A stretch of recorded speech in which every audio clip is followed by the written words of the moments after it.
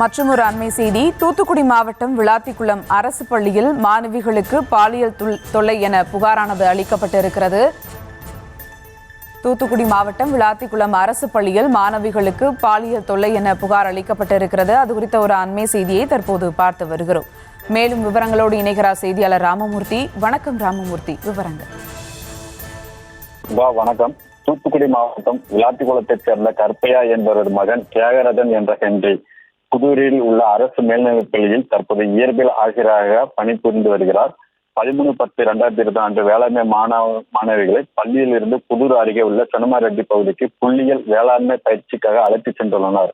அப்போது இந்த ஆசிரியர் தியாகராஜன் என்ற ஹென்றி அப்பள்ளியில் பயிலும் 12ஆம் வகுப்பு மாணவிகளுக்கு பாலியல் தொல்லை கொடுத்ததாகவும் அம்மாணவிகள் அளித்த புகாரின் பேரில் விளாத்திக்குளம் அனைத்து மகளிர் காவல் நிலைய போலீசார் அரசு பள்ளி ஆசிரியர் தியாகராஜன் மீது போக்சோ உள்ளிட்ட 5 பிரிவின் கீழ் வழக்கு பதிவு செய்ததோடு தலைமறைவான ஆசிரியர் தியாகராஜன் என்ற ஹென்றியை 2 தனிப்படைகள் அமைத்து தீவிரமாக தேடி வருகின்றனர்.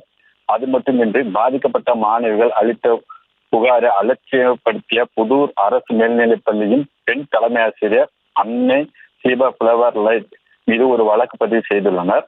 இந்நிலையில் காவல்துறையினர் மாணவர்களிடம் மிரட்டி புகார் பெற்று பொய் வழக்கு போட்டுள்ளதாகவும் பொய் வழக்கை ரத்து செய்ய வேண்டும் எனவும் கோரிக்கை விடுத்து இன்று திடீரென்று பள்ளியின் முன்பு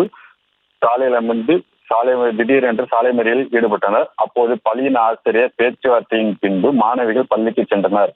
காவல்துறையினர் பொய் வழக்கு போட்டுள்ளதாகவும் வழக்கை ரத்து செய்ய கோரியும் நடந்த சாலை மறியல் போராட்டத்தில் அப்பகுதியில் பரபரப்பு ஏற்பட்டது. இது குறித்து தகவல் அறிந்து புதூர் காவல் நிலைய காவல்துறையினர் உடனடியாக பள்ளிக்கு பாதுகாப்பு பணியில் ஈடுபட்டனர். இதற்கிடையில் மாணவிகள் தனிச்சையாக போராடவில்லை என்பதும் வழக்கு பதிவு செய்யப்பட்டுள்ள ஆசிரியர் மற்றும் தலைமை ஆசிரியருக்கு வேண்டப்பட்ட சிலர் தூண்டுதலின் பேரில் மாணவிகள் போராட்டத்தில் ஈடுபட்டதாகவும் இது குறித்து பள்ளி நிர்வாகமும் காவல்துறையினர் விசாரணை நடத்தி வருவதாகவும் விசாரணையில் மாணவிகளை போராட தூண்டியவர்கள் மீது விவரம் தெரிய வந்தால் அவர்கள் மீது கடுமையாக நடவடிக்கை எடுக்கப்படும் என்று காவல்துறையினர் தெரிவித்துள்ளனர். சுபா,